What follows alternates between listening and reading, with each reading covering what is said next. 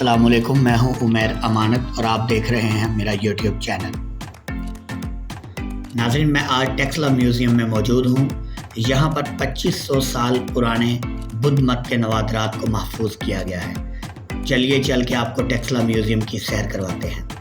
नाज़रीन, ये म्यूज़ियम बुद्ध मत की यादगारों से भरा पड़ा है। बुद्ध मत के मुतालिक जानने के लिए ज़रूरी है पहले बुद्ध मत मज़हब के बानी के बारे में जाना जाए।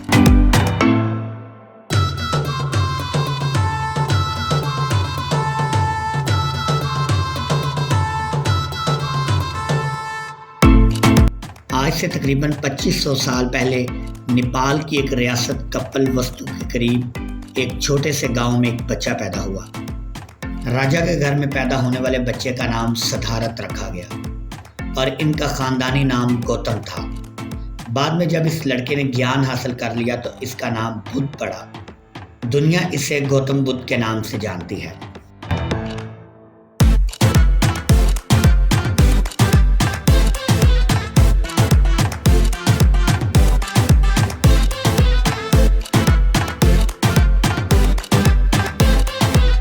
नाज़रीन, गौतम बुद्ध बचपन ही से खामोश तबा गौर फिक्र करने का आदी था।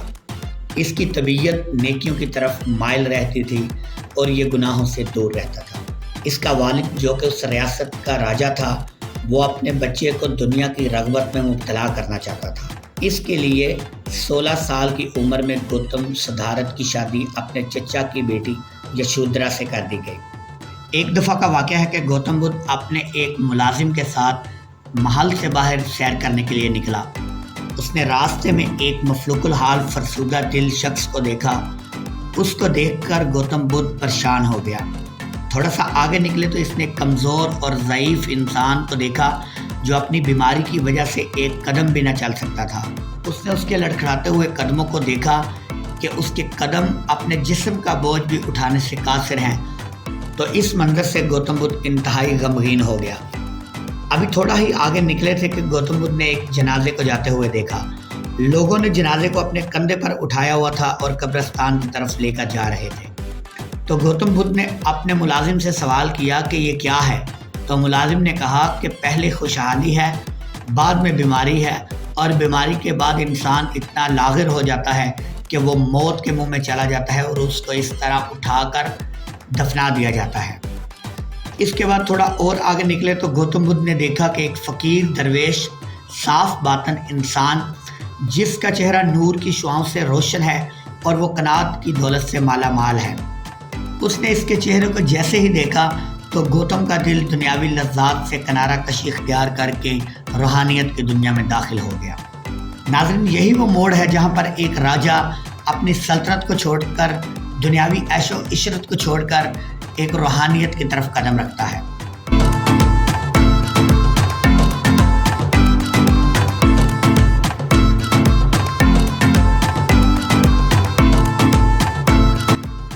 ये गौतम बुद्ध की तस्वीर है जिसमें 16 साल के कड़ियल नौजवान को दिखाया गया है। इस तस्वीर में गौतम बुद्ध का लिबास और पहने हुए जेवरात से इसकी शाहाना जिंदगी अयां होती है। पत्थर पर तराशीदा ये तस्वीर वाज़े करती है कि गौतम बुद्ध अपने महल में किस तरह रहते थे। दाएं बाएं खड़े मुलाजमीन गौतम बुद्ध से अहकाम ले रहे हैं।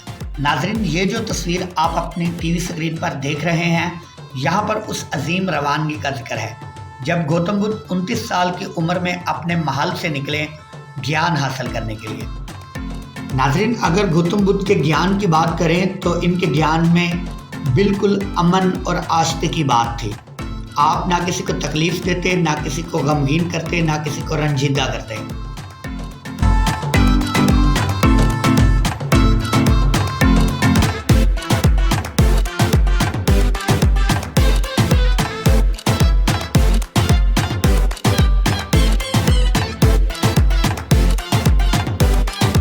नाज़रीन, ये जो आप तकरीबन 7 मंजिला इमारत को अपनी टीवी स्क्रीन पर देख रहे हैं, ये बुद्ध मज़हब के अंदर उनकी तालीमात का एक पूरा स्ट्रक्चर है। बुद्ध मत के मानने वाले इस इमारत के ज़रिए अपने किरदार को जांचते थे।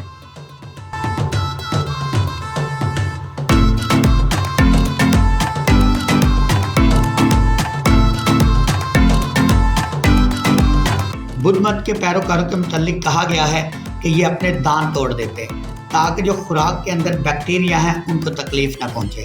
اسی طرح یہ لوگ اپنے ہاتھ میں جھاڑو لے کر چلتے اور چلنے سے پہلے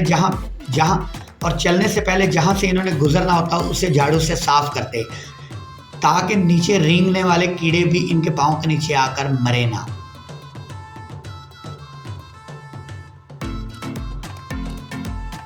اگر آپ اس تصویر کو دیکھیں تو یہاں پر گوتم بدھ مراقبہ کی حالت میں بیٹھے ہوئے ہیں۔